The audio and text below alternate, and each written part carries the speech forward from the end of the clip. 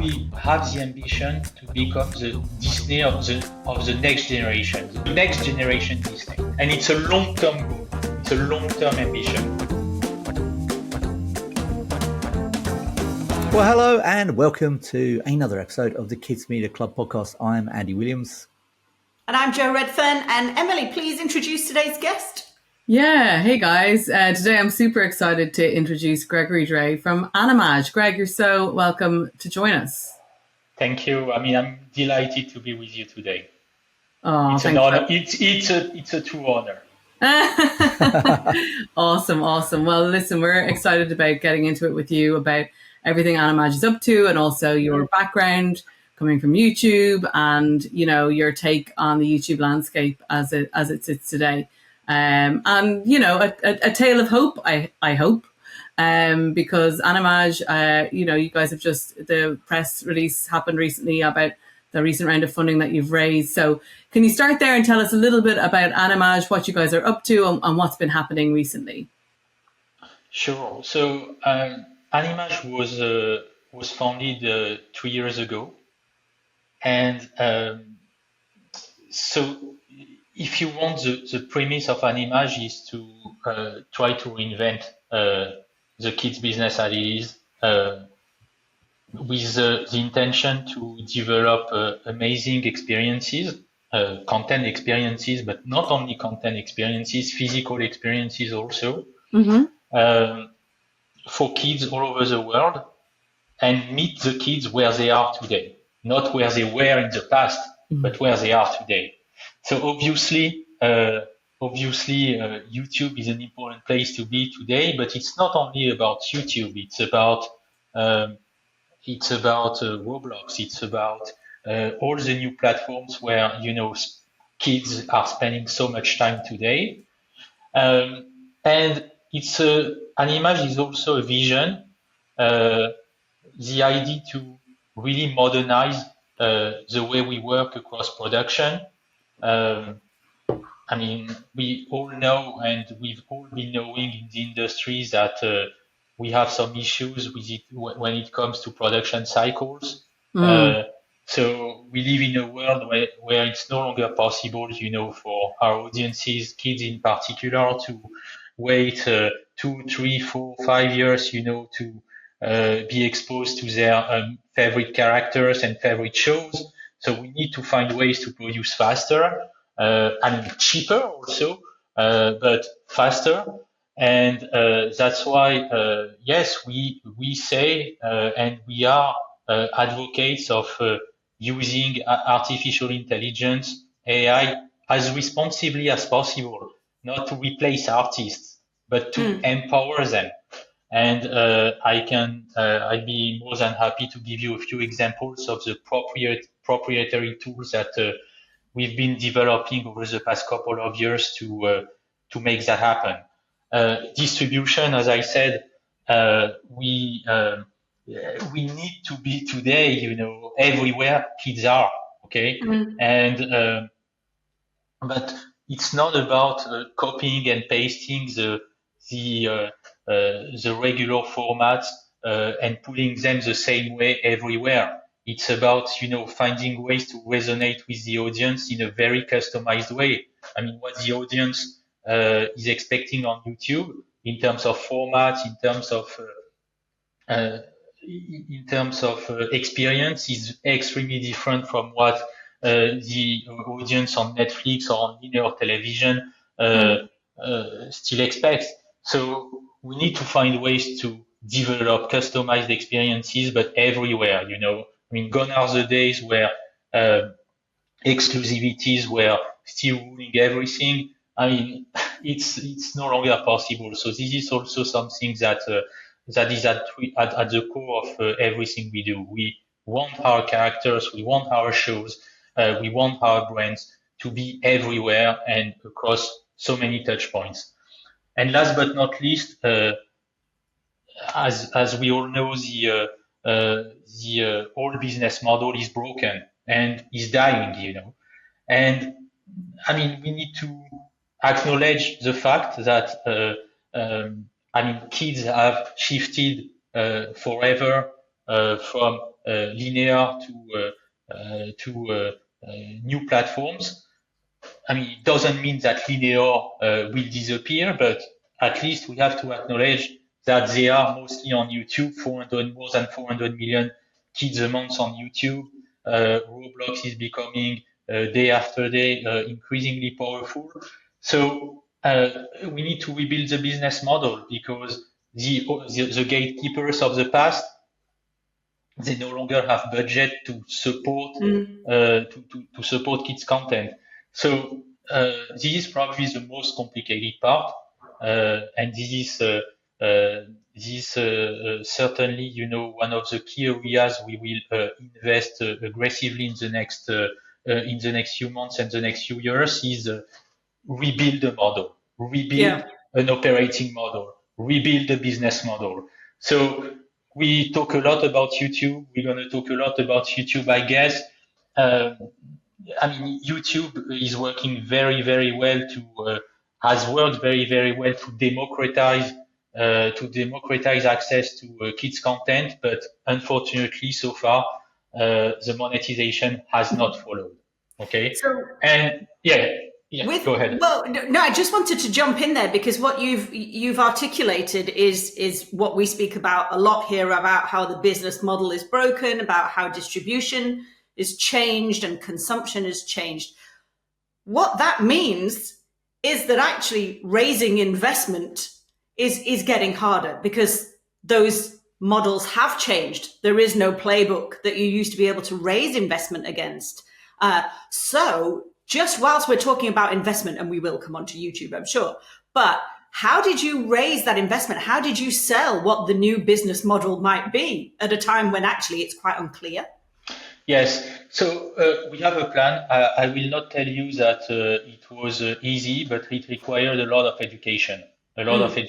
Because, I mean, clearly there's a perception in the marketplace today that the kids media business, that the kids business overall is in a very bad shape and is broken. So I'm not going to tell you that there's a huge appetite from a number of investors today to invest in the kids business.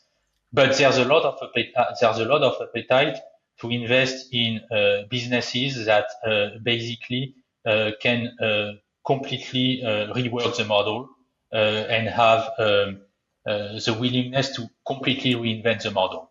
Okay, so I mean, we've had this plan for the past 3 years, and we will continue to execute on the plan we established early on. So first and foremost, we are IP owners, okay, and and it's an advantage when you are IP owner, okay, because you are more in control of your destiny than companies that don't own the IP. So can we just jump on that for a second as well, Greg? Because it's like, because it touches on what you said earlier, right? So that whole idea of going to Annecy, pitching commissioners, this kind of thing. This is less of, am I right to say this is less of what Animaj are doing? You guys are keeping control of your own IP and building from the ground up, bootstrapping from the ground up. I'm not saying you might do an acquisition window, you might do something like this if it suits you, if the terms are right, but you're very, very focused on owning the digital footprint of the IP. Absolutely. This is, I mean, to your point, yes. I mean, we are not in the process of pitching, commissioners all the time. Absolutely not. I mean, we just don't want to be dependent, on any commissioner or any platform, in the world. So, what we are doing is very, very simple. Simple, but not so easy to operate. So, we acquire IPs that basically are still profitable. I mean, it's important. IPs that we believe have great potential to be reinvented, both creatively and from a business standpoint. IPs that are reputed, that benefit from a great level of awareness, but that for some reasons haven't been able to adjust to the new dynamics of the marketplace. So these IPs are not losing money. They are not making a lot of money, but they are not losing money because they have solid foundations. And what we are doing is that basically we modernize them. We make sure that they can reach more people all over the world, and we are creating content, more content for the platforms that matters the most to kids today. So what is very specific to what we are doing is that we don't have one single traditional content pipeline, the regular content pipeline. I'm going to give the example of Pocoyo, which is our flagship today. So obviously, when we acquired Pocoyo, we consolidated a content pipeline. The traditional content pipeline, we are in the process of delivering the season 5 of the show.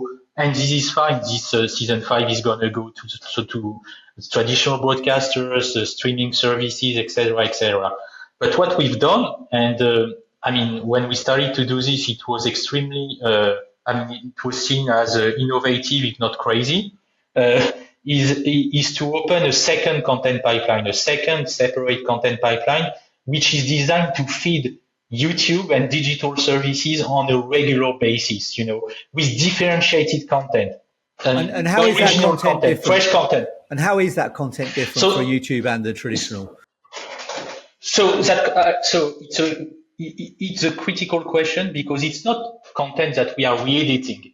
It's separate, fresh, original content, shorter form content, more punchy, music-led in most cases. It's content that is complementary to the regular content we are pushing.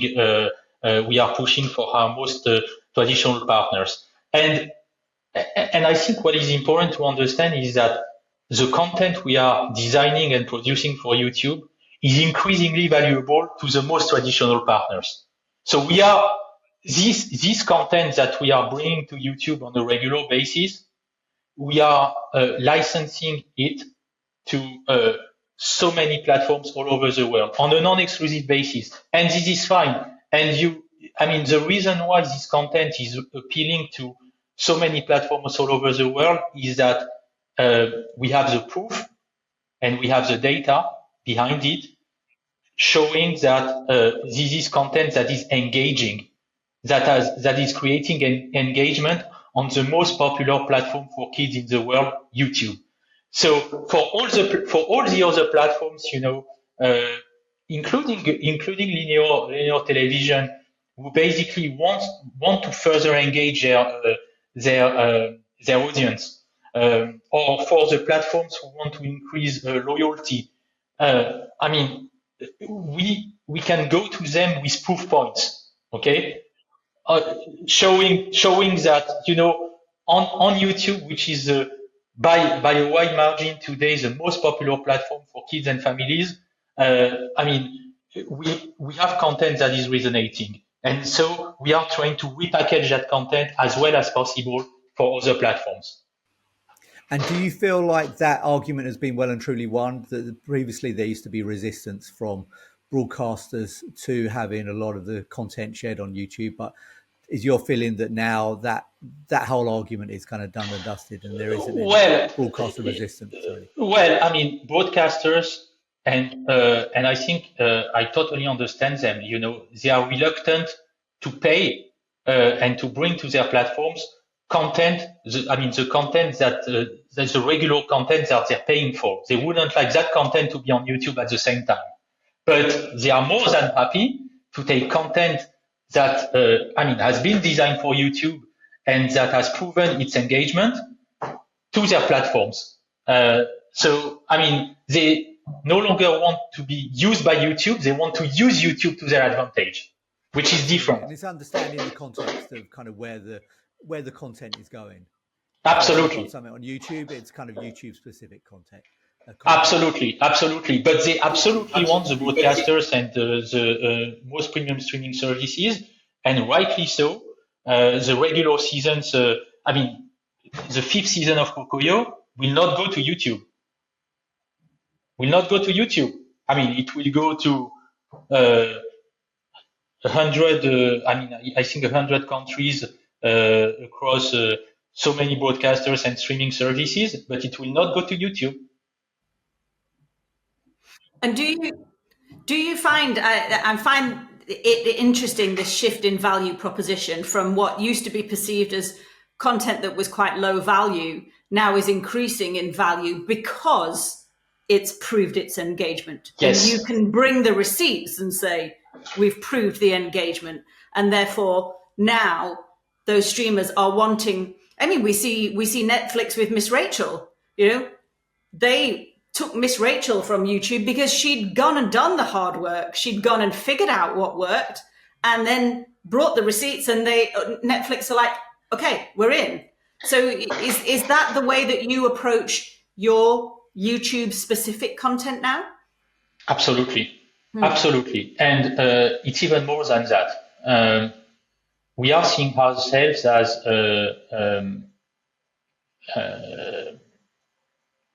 partners to broadcasters, to streamers all over the world, partners to try to solve their problems. So we are not a content distribution company, we're a content solutions company. So in the old days, this is still more or less the case today. I mean, you produce a new season of your show, and I mean, you go to your local broadcaster or you go to your to Netflix or any other big streaming service, and you say, okay, so I'm developing the 5th season of my show or 6th season of my show. Take it. I mean, buy it. Are you interested? Yes. And but I mean, it's a blind sale, right? It's a blind sale. So today, I mean, the way, I mean, we are trying to completely revamp the model. So we go to platforms and we tell them, okay, what do you need? Okay, I mean, what do you need? I mean, what kind of content do you need? What kind of topics are you interested in? Again, coming back to Pocoyo, we have 5 seasons, plenty of digital first content, specials, etc., etc. So we go to a certain platform and we ask the questions. Okay, what's your editorial strategy? What kind of topics do you want to push? What formats are working the best on your platform? So we try to get an idea of what they need, of their needs. We start from their needs, and then we come back to them with a package of content that has proven its value on YouTube sometimes, and that basically aligns with the needs of that platform. So we are trying to find solutions. Okay, we are a content solutions partner. We are not distributing and selling, you know, in a blind way, or take my 5th season or take my 6th season of the show. I mean, it doesn't work anymore. We want to collaborate and find, and because for us, it's also important. It's not just important, you know, to collect the license fees. It's important to make sure that the content on the platform is going to resonate, that the content on the platform is going to be watched, and because at the end of the day, it creates a virtual cycle for the brand in the long run. And this is what is the most important to us. We don't want to sell in a blind way and basically just sell and bye, take the check and move on to the next thing. No, because we are considering we're not content producers, you know, we're not producing content. We are franchise builders, you know, we are in the franchise management business. We are in the brand management business. We are not we are in the IP construction business. We are not in the content production business. We're not a machine to produce. Now, at the center of a lot of what you're talking about, Greg, it is YouTube, and obviously YouTube being the front page of the kids' internet, basically, the main place any brand needs to be. But there is this big issue. Well, there's a couple of issues at YouTube, but the one I'm going to start with is the issue of monetization, because, you know, digital first content, etc. Much and all, like we're in this paradoxical situation where most engaging kids platform on the world isn't paying kids creators that much, and definitely not commensurate with the amount of engagement that they are delivering. We understand the reasons behind that. We know about the 2019 FTC ruling. Kids shouldn't be targeted for advertising in an unethical, illegal way. But it's I kind of feel like YouTube's not a bubble that's going to burst. It's like a floor we're all walking on that termites are eating, and it's going to collapse underneath us, because, finding these monetization opportunities on YouTube, they're much more limited now. How are you guys dealing with that?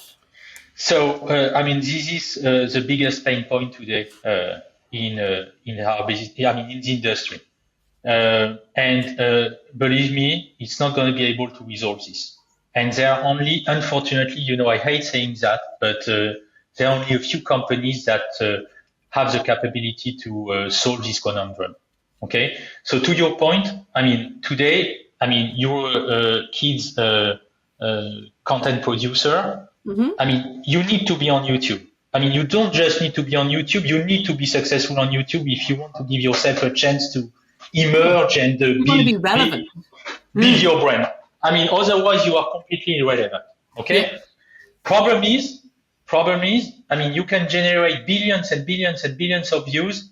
You're not going to generate a lot of revenue. And more than that, you're going to grow your viewership, but the revenue will remain at best flat. Why? You said it really well. YouTube is no longer able, and this is the right thing, by the way, to serve targeted advertising across kids content. FTC ruling at the end of 2019, changing privacy practices around kids content early 2020. Yeah. And so the difficulty Sorry, I was going to say, do you see then there's no scope to kind of course correct and allow for more monetization within the kids sector for YouTube? Do you think that's kind of a bit of a pipe dream? No, so listen, YouTube is not willing to invest a lot of resources in contextual advertising. So they are doing a bit, but let's be very honest with you. Let's be very honest. The size of the opportunity is so small for YouTube that they're just not willing to invest at scale, into building a kids advertising machine that will probably generate an extra $1 billion a year. At the same time, and deal with the complexities and the constraints of kids advertising in a context where this year they will generate $50 billion of advertising revenue on YouTube. Oh my gosh, is that where they're up to? Wow. Yeah. So, so just to expand on that, I think it might be interesting for the listeners that maybe don't have a kind of a complete grasp of the differences. So for content on YouTube that isn't kid specific, a lot of the advertising can be very algorithm driven and automated, is my understanding. Yeah. Yes. Whereas for kids media, that's kind of, it then needs to be much more contextual, which they're not really set up to accommodate just for kids. Is that kind of the situation? It's correct. On YouTube today, all the advertising served around kids is contextual. Okay, it's contextual. Then, whether it's bought through auction or whether it's bought through reservation, but it's 99.5% auction. But YouTube is not willing to invest into a dedicated kids sales force internally to go after, the reservation media dollars that that are existing. Okay, because it's a huge effort. And more importantly, and this is what we have to understand. And I will give you some numbers that will I'm sure will not surprise you, but so all the content categories on YouTube today, they are monetized the same way. There's one exception, it's kids. Okay? And so YouTube is not interested, in building a separate ad sales team, which is going to basically commercialize inventory on YouTube in a different way than all the other categories. I mean, they just want to scale. They are just about scale, and they don't want to make any exception for the kids category. And I mean, it's difficult to understand, but I mean, let's put ourselves in their shoes. I mean, the size of the prize is so limited, and on top of that, anything they do, they're gonna be bashed, okay? Because it's difficult to get it perfect. I was lucky enough to be part of the founding team of YouTube Kids, and I led the expansion of YouTube Kids all over the world. And what we were doing was bold, was really, really bold, and it was the right thing. And we were bashed all the time, okay? I mean, did you see Meta or any other big tech media company, really trying to solve the problem of content safety and build a separate service for kids and families? No. So, YouTube, they say, okay, whatever I will do, I will get bashed. So I don't want to get more problems. And in any case, the revenue opportunity is not really there. So the reality today is that YouTube is passively monetizing kids content. Okay. So what's the solution for the industry? Because we have to find a solution. So the good news is that you have I would say, one company who found a solution today, and they don't want to say it loud and publicly because it would create a bit of jealousy or more insights on or more willingness to understand how things work. Moonbug, okay? I was wondering if you were going to leave us hanging on that. Okay, let's all hang on after this recording just to hear who the company is. So Moonbug, really smart what they did. Okay, 6 years ago. Okay, and I was at the origin of that. 6 years ago, I was still at Google and YouTube, and it was my responsibility to sign off on the companies who would obtain the coveted partner sales rights. Otherwise, the ability for selected publishers of content on YouTube to basically commercialize themselves their advertising inventory. Okay, so at the time, we as a team gave this feature to I don't remember exactly 5 or 6 companies, including Moonbug, and Moonbug invested really aggressively into an internal ad sales team. Okay, and today this internal ad sales team, so it was not easy, it was not easy. They had to invest a lot. They need to acquire new expertise because building an ad sales team for a kids content company, believe me, it requires a lot of different competencies. So they build that. Today they generate tens of millions of dollars a year through this ad sales team. And most of the YouTube revenues they are generating around CoComelon, around Blippi, around Little Angel. This is advertising revenue generated not by YouTube, by their own sales team. Okay? And so, I mean, I'm not saying Moonbug is great, Moonbug is not great. The reality today, let's face it. I mean, let's be realistic. The only company in our industry today which is solidly profitable, it's Moonbug. So they found a way. So it's not as profitable as it was expected to be, when they sold the company, because the company was sold at a crazy price. But today, this is a company that found a model. So the only solution I see in terms of YouTube monetization today is to have 2 or 3 extra companies, hopefully Animaj, we'll see what happens in the next few months, who are going to take more of their destiny into their own hands and take care themselves of the monetization of their inventory on YouTube. Okay, I think this is the only solution.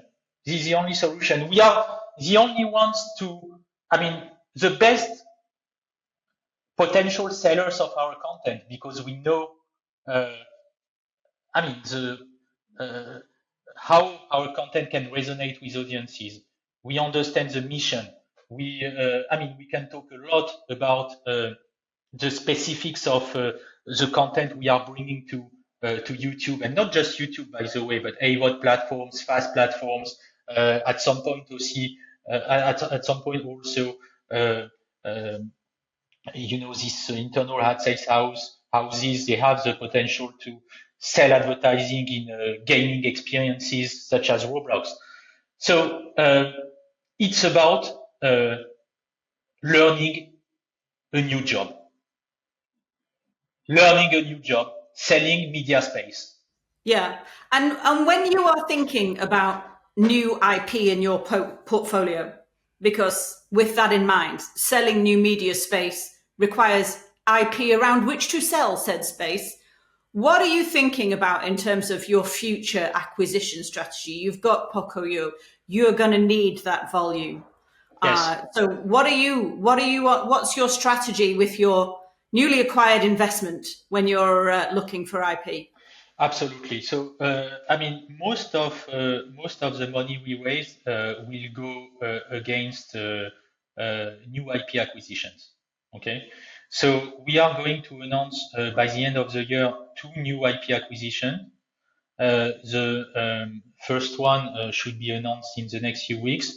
The other one by the end of the year, if everything goes well.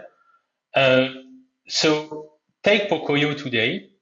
Pocoyo is a celebrated IP, probably one of the best IPs coming out of Europe over the past 20 years. Well respected, a symbol of quality, of what Europe can offer, the best of what Europe can offer. So the next 2 IP acquisitions, will follow that template. Okay, so iconic IPs coming from different markets, and the idea being to modernize them and take them to the next level, with the ambition at some point to turn them into true real franchises with a new approach. So this is going to be the same.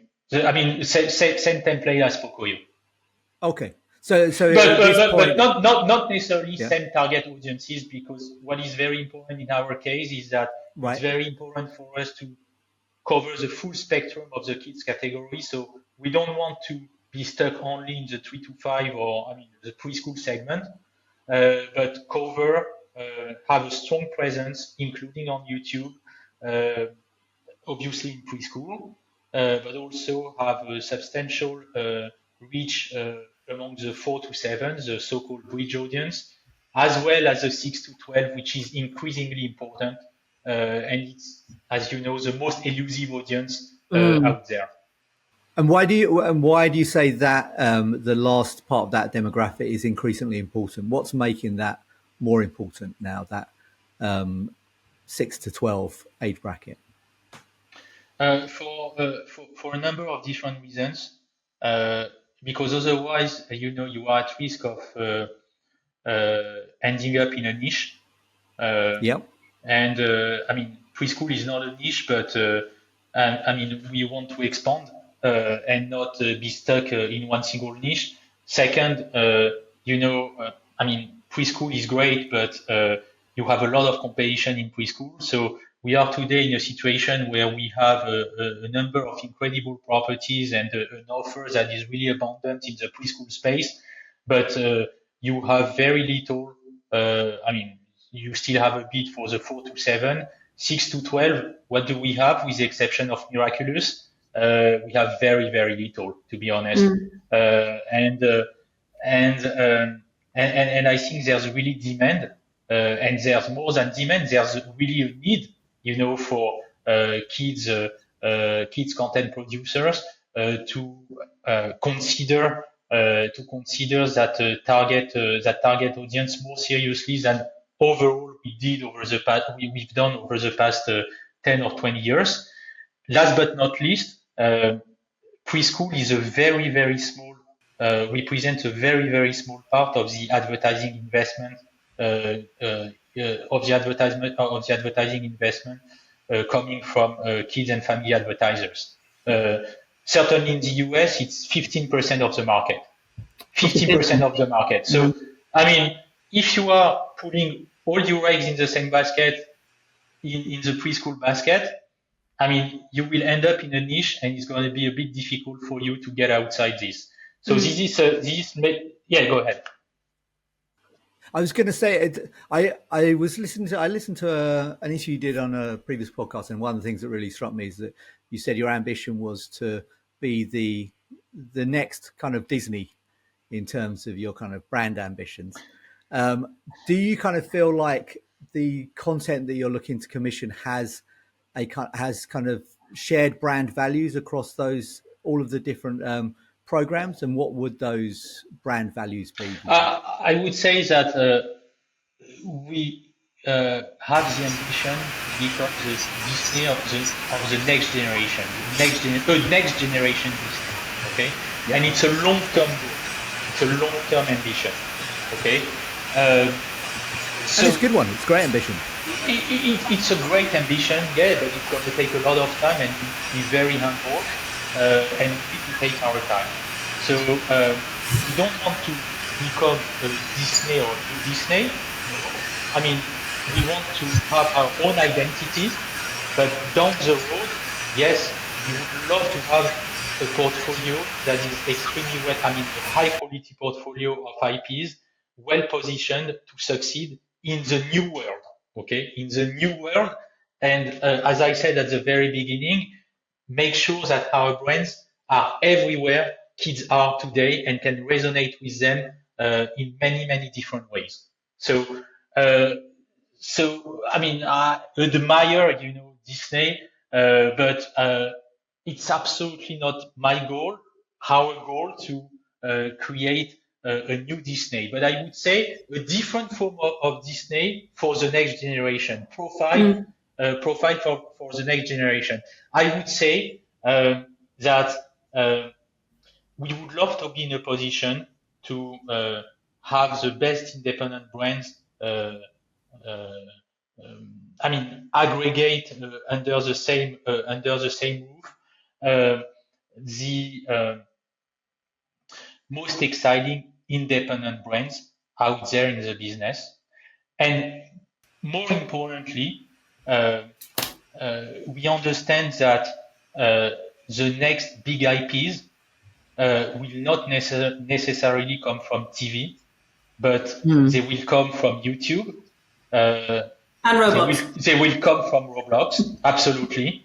So we are extremely focused increasingly focused, for example, on Roblox, because we strongly believe that the next big kids IP is going to come from Roblox, and we want to be there, and we want to be the ones who will be able to activate and amplify these IPs the same way, for example, Moonbug was able to pick Cocomelon or Blippi and turn them into global franchises. Yeah. Because the franchise game is a really difficult game. Okay, like I know YouTube monetization is tough, but like building a brand that actually has touch points in consumer products, profitable at scale touch points in consumer products, is really, really difficult. It's harder, I would say, than having a hit show. It's harder than ever. I totally agree with you. It's harder than ever. And I will say something that sometimes might feel a bit controversial. Go on. I mean, another one, yeah. I think, historically in our business, we've always believed that, I mean, we've always tried to build a franchise with the eventual goal of turning the show, a show into a licensing and merchandising success. But I mean, how many LNM success do we have? Okay. Today in the business, how many? Even on preschool in the last 6 years, it's 4. So the way we are not betting on licensing and merchandising success. So our model is not built around the absolute necessity to have licensing and merchandising success. Because if we do, I mean, we're not going to go far. I think we are trying to put ourselves in a position to build a huge licensing and merchandising success. But but you can't count on it. Exactly. We cannot count on it. So if you can't count on YouTube revenue and you can't count on L&M. No, so I mean, no. And you're not really. We count on YouTube because the hard questions. We count on YouTube because I mean we are in the process of building and launching our internal ad sales house. This is the key. Okay? This is the key to unlocking that. So I mean, and so yes, I mean we want to transform the 22 billion views we are generating on an annual basis on YouTube into economic success. Nice flex, Greg. Nice flex. Soft flex there. 22 billion. Yeah. But it's interesting because YouTube what you're essentially saying is, I mean, you can't build franchises like the old Disney franchises anymore. It's just an impossibility. So yes, you can count on YouTube, but you can't count on YouTube solely. You can't count on Roblox solely.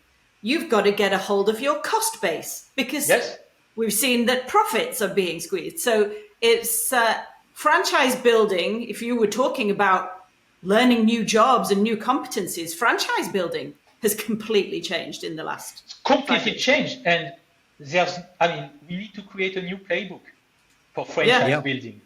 I mean, there's no playbook anymore. Okay.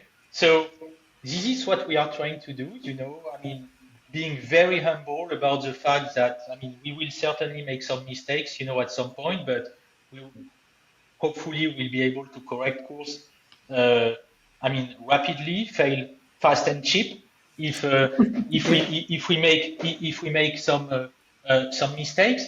So YouTube, we will invest really, really hard, into this and really seriously into this internal sales team in order to solve the monetization issue. So this is one part. There's another part go ahead. No, I was just going to say one of the things I thought was really interesting about that point is that there's a lot of people that throw their hands up about the fact that you can't effectively monetize kids content on YouTube, but you're looking to really empower yourselves to kind of take responsibility for fixing that system rather than just complaining about it. And I think that's quite an inspiring message, really. Yeah, no, I mean, we can solve the problem because, there is a 4 billion kids advertising market existing. Okay. So, I mean, I understand that, if you take the wider advertising market of, I think in the US only it's 200 billion a year. It's nothing, okay? Yeah. But I mean, it's 4 billion. These 4 billion exist. You have kids and family advertisers. You have the toy manufacturers. You have the retailers. You have the entertainment companies. I mean, you have lots of companies really eager and really interested in building real relationships with kids and families all over the world. So, I mean, yes, there's an opportunity, but we just need to find the right way to reach these advertisers and these media agencies with the right narrative. I mean, YouTube decided to step back. So And this how, is how view is that we're gonna do what YouTube doesn't do today. yeah, Absolutely. So coming back to one of your original questions, because this is the question we got all the time during the fundraise. Okay, and I think at some point this really resonated with the investors we had the pleasure to discuss with. They were telling us, okay, I mean, go deeper into this. We understand the monetization issue on YouTube, but I mean, you're not going to do what YouTube is doing because you're not going to be able on your own to do better than YouTube. We're not going to do. I mean, this is precisely the point. I mean, we're going to focus 100% of our efforts on reservation media, which is what YouTube is not doing. YouTube will continue to do what they do well. I mean, what they do well. I mean, even if they are not super active to push it, auction media, great. They will continue to do it. Everything we're going to do is going to be incremental to what YouTube is already doing. I mean, we're not going to replace YouTube. I mean, we're going to do what YouTube is not doing today or is not willing to do today, which is very, very important to understand. yeah. And it comes back to the content solution rather than content creation and distribution.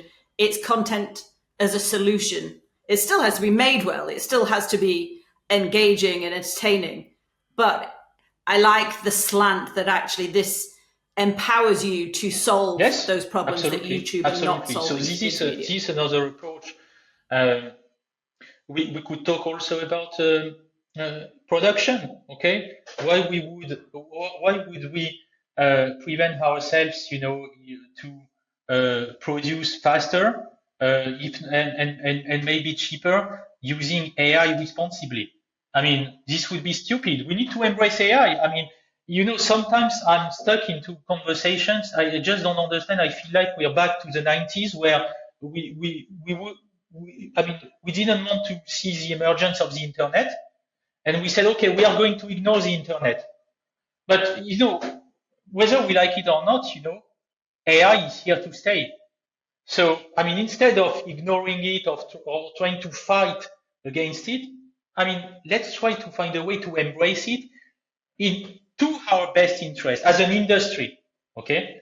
And as an industry, I think there's clearly the possibility, and this is something we are really, really trying to show really, really hard. We are, investing a lot of money into building AI tools that can empower creators and not replace them.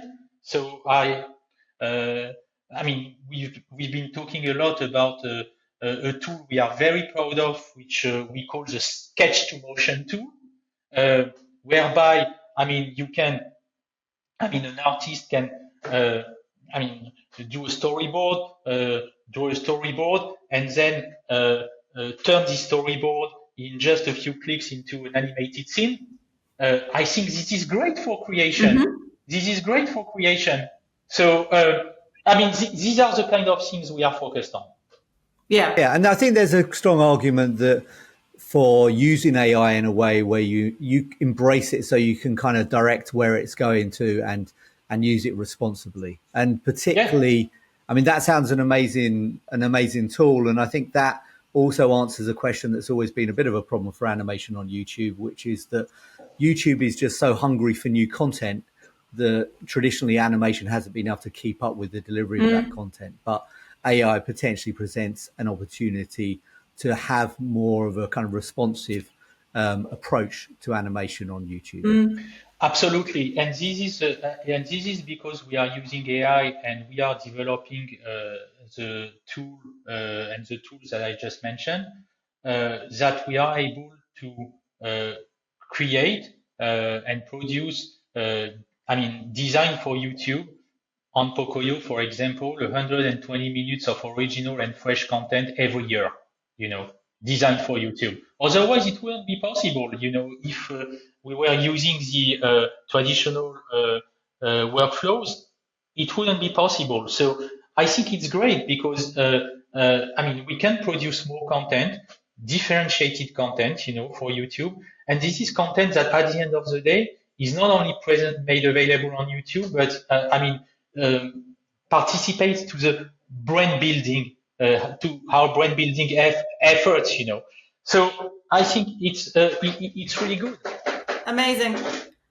How refreshing to be speaking to someone who has a positive outlook, who is looking for that new way forward and how to write that new playbook. It's, we need to have these discussions. Listen, thank you very much. I think we have to, as an industry, we need to reinvent everything. Okay. It's not like, we can continue to do our jobs, the old way, going to the local broadcaster, pitching, and waiting for, a year or two, a response, and maybe pray for a budget of $8 million for a 52 by for a 52 by 11. These days are gone, they're gone. So it's an incredible time. This is a difficult time, but an incredible time to push new ideas and to push the boundaries of what's possible. So, coming back to your original question, yes, it's never easy, to raise money, particularly the amount of money that we've raised. But I think the process was made easier because, we are bringing a fresh outlook on the market, and we are future facing. We are future looking. We believe in what we do, and I think at the end of the day, this is what made the difference. We have a vision. Probably at some point, we need to adjust, a few things because we are making some bets, and some bets are going to work, some will not work. But if you want, the core of our thesis is that we need to create experiences for the kids. So we need to go after them where they are. Okay. Yeah. We are not creating for, I have lots of respect for them, but we are not creating for the BBC commissioners or for even the Netflix commissioners. We are trying to create for the kids and for the parents. And I think you can put yourself in a position to build a new model if you put at the core of your model your audience. Yes. So in our case, the kids and families. Amazing. So thanks, Greg, for presenting such a positive and practical vision of creating content for kids across YouTube, Roblox, and wherever kids are watching. And thanks to Precise TV for sponsoring this episode. And thank you guys for listening. And we'll see you next week. Don't forget to like and subscribe wherever you get your podcasts. And see you next week.